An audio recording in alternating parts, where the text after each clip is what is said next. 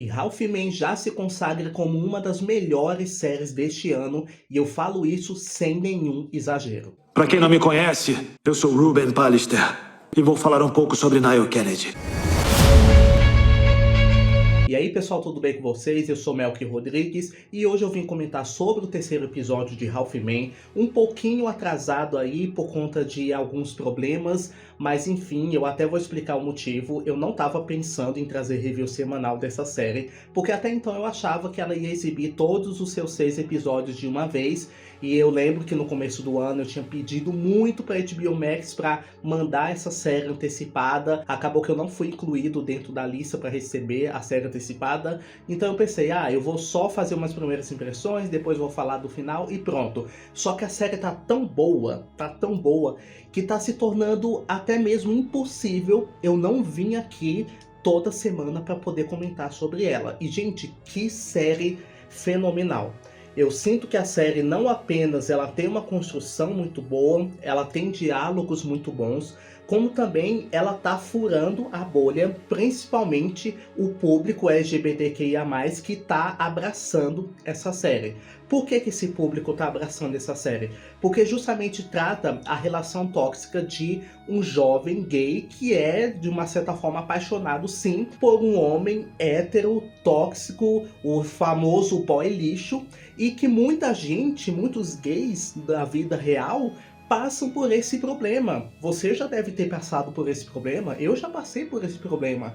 Então, querendo ou não, o Richard Guedes, ele tá sabendo muito bem como abraçar este público, como atrair este público para assistir essa série. E não apenas por uma mera atração de entretenimento, mas tem muita coisa real ali. A gente teve as consequências depois do que aconteceu, do Ruben ter espancado o Albi quase até a morte, praticamente.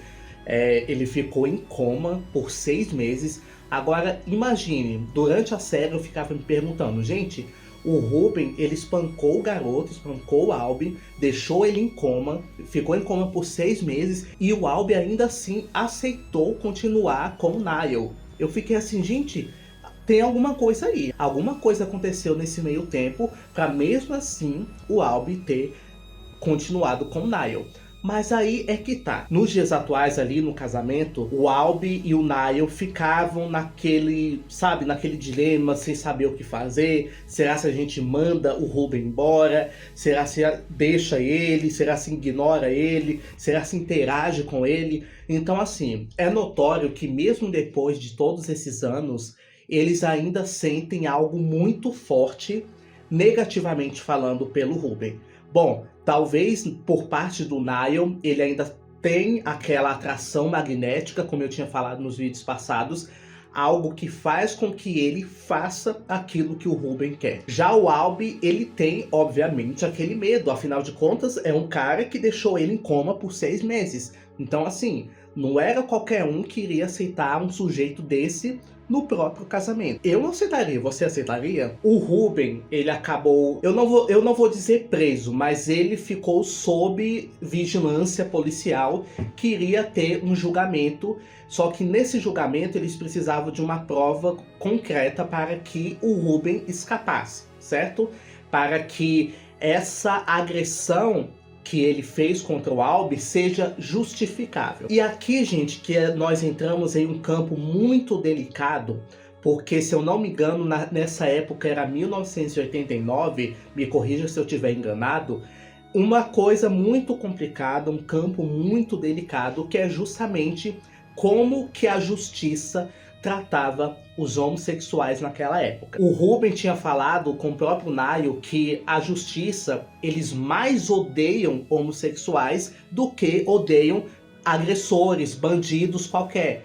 E isso acendeu um gatilho ali pro Niall, porque a mãe dele, a Maura e o próprio Ruben querem que o Niall minta no tribunal, dizendo que o Albi apalpou o Ruben, e por isso o Ruben apelou e espancou ele. Só que aí, beleza, até então o Niall estava realmente disposto a ajudar. Ele estava querendo de fato falar isso e mentir. Só que aí o Niall falou, não, mas eles não vão acreditar, não sei o quê. E o Ruben fala, cara, a justiça odeia muito mais homossexuais do que bandidos. Então o Niall começou a ficar muito pensativo. Então a mãe dele estava implorando para ele falar isso no tribunal, porque a Maura estava doente, a mãe do Ruben. A Maura tá com câncer, tá morrendo. E ela não queria que o Ruben ficasse preso pelo resto da vida dele. Então o Niall, ele meio que começou a se envolver com a Joanna de novo. Eu achei a Joanna nesse episódio muito mais lúcida do que no episódio passado. Ela estava bem mais madura. O Niall meio que estava tentando se envolver ali com a Joanna para montar uma fachada que ele é um homem hétero. Gente, quem nunca fez isso, né? Qualquer pessoa que estava no armário já fez isso, já arrumou uma namoradinha para fingir ali uma fachada para evitar os boatos do povo. E o Niall tava tentando fazer isso, até chamou a Joanna para jantar na casa dele e tal, só que aí começaram as conversas. Então a Joanna conheceu a Maura e falou: nossa, eu não esperava que eu ia me dar bem com você, mas realmente a gente não pode culpar os pais pelos atos dos filhos. Então a Maura, ela ficou bem ruim, tipo, como assim? O que você quer dizer? Ela, eu não tenho culpa dele ter sido uma fruta podre, às vezes não foi culpa sua, as coisas que ele fez e tal. Gente, e aí começa uma verdadeira torta de climão ali nesse jantar. Elas pediram pro Niall mentir no tribunal que o Albie tinha palpado o Ruben, e a Joanna ficou incrédula. Niall, você não vai fazer isso, né? E ele, eu preciso fazer isso porque não sei o quê. E ela, gente, eu nunca imaginava isso de você. Você vai mentir no tribunal. Você vai contar uma mentira. Você sabe muito bem que o Albie é inocente, que não aconteceu nada. E ela ainda relatou que ela não estava presente. Realmente ela não estava, certo? Ela, sabendo que o Niall sabe que não aconteceu nada disso, ela ficou muito chateada. Ela saiu dali devastada. Falou que, nossa, como que você pôde fazer uma coisa dessas? O Albie nunca fez nada contra você. O Albie, no hospital, depois que acordou do coma, falou pra Joanna o que aconteceu, que na verdade o Niall, ele é do mesmo time do Albie, que eu posso dizer assim. Então a Joanna falou que agora sim ela entende. Ela entende porque o Niall sempre foi tão na dele, sempre escondia muitas coisas, e o Niall, obviamente, ficou desesperado. Você não vai contar pra ninguém, né? E a Joanna falou, olha, não, mas isso que você tá fazendo é errado. Você vai mentir no tribunal e vai colocar uma pessoa inocente para pagar o preço. E o Ruben, ele ficou pressionando ele o tempo todo, chamou ele para ir treinando, para ele falar no tribunal que de fato o Albie apalpou ele e isso. Então assim, ficou toda aquela pressão psicológica para cima dele. Então chegou o grande momento ali do tribunal e o Niall já nem sabia mais o que dizer, porque o Niall tava tão nervoso que toda vez que alguém fazia uma pergunta para ele pensava em tudo, pensava na morte da bezerra e olhava para o lado, olhava para o outro, olhava para o Albie ali já com o rosto todo marcado, coitado, olhava para o Ruben, para o júri, para a mãe, para a Maura, e ele ficava totalmente assim, o que está acontecendo? E toda hora a acusação fazia perguntas para ele, a defesa fazia perguntas para ele.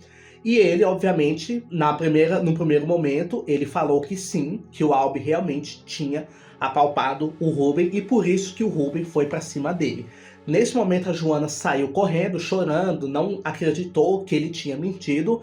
Só que depois, eles começaram a pressionar um pouco mais, fazendo outras perguntas um pouco mais comprometedoras. Só que aí, aquela mentira não estava conseguindo se segurar. O Niall não iria conseguir segurar aquela mentira por muito tempo. E o que aconteceu? Ele acabou soltando o verbo. E quando ele solta o verbo e fala que não aconteceu nada disso, o Albie nem sequer tocou no Ruben, nada aconteceu, o Ruben enlouqueceu. O Ruben virou um monstro, virou um demônio, partiu pra cima dele. Os guardas tiveram que segurar ele falando, você vai me pagar. Foi um verdadeiro auê, entendeu? Foi um verdadeiro auê ali. E naquele momento, acredito eu, o Niall percebeu que ele estava sendo manipulado esse tempo todo.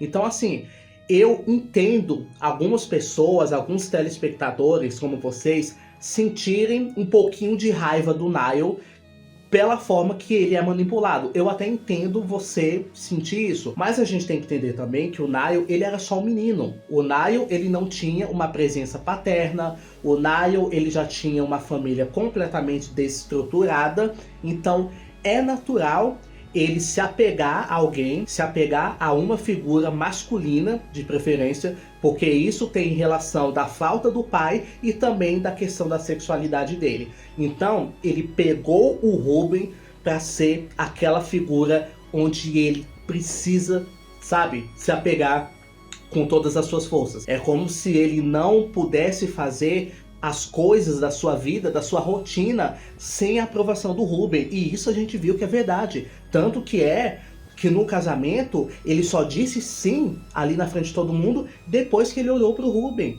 Então, essa necessidade de aprovação dele, daquela figura onde ele adotou como a sua figura absoluta, é aquilo que o torna tão vulnerável. E às vezes eu entendo novamente você assistir, ver esse tipo de coisa e ficar com raiva, porque realmente é revoltante. Mas a gente não pode, certo, julgar a pessoa por passar por isso, porque, gente, acredite ou não, isso não é só ficção, tá? Não é só ficção. Acontece muito e muito na vida real, sim. Bom, e aí, já nos dias atuais, novamente, a gente vê a cena, que foi a única cena do trailer que eu vi, porque eu tô evitando o máximo ver trailers. Então, gente, ó, já tô falando logo porque não tô vendo trailers nem nada, então não sei nada do que tá acontecendo. Tudo que eu assisto é justamente quando sai o episódio. O único trecho do trailer que eu vi é justamente esse, que o Ruben, ele bate com a colher ali na taça e fala: o meu nome é Ruben Pallister e agora eu quero falar sobre o Niall. Então o episódio fecha dessa forma. E aí é que tá a minha curiosidade. O que é que o Ruben vai falar? Porque com certeza teve muito mais podres aí durante esses anos. Com certeza teve coisas muito mais cabulosas durante esse período depois deste julgamento. Bom, gente, como eu tinha falado, a série continua excelente, a série continua com um roteiro muito, mas muito afiado, diálogos muito precisos, muito profundos. Toda a estética da série é assim, é absurda, sério mesmo, eu falo sem nenhum exagero, o quanto que essa série ela tá se tornando uma referência para os padrões de séries atuais. Então, daqui a uns anos, talvez, quando surgir uma série nova, a gente vai usar Half-Men como referência. Olha, essa série tem padrão Half-Men de qualidade, entendeu? Então, realmente não é exagero, tá? Não é apenas por ser da HBO, mas eu acho que o Richard Guedes, ele foi uma grande adição para a plataforma, trazer uma série como essa, uma série muito original, certo? E com toda essa temática que abraça todas as comunidades ali, não apenas para querer forçar alguma coisa, mas querer dar uma mensagem de alerta. Porque com certeza existem muitos jovens homossexuais que estão passando por momentos tão turbulentos quanto o do Niall. Então é isso, galera. Espero que vocês tenham gostado desse vídeo. Não se esqueça de deixar seu like, de se inscrever no canal se você ainda não for inscrito, de ativar o sininho das notificações para receber todos os próximos vídeos. Beleza? Beijão e até a próxima.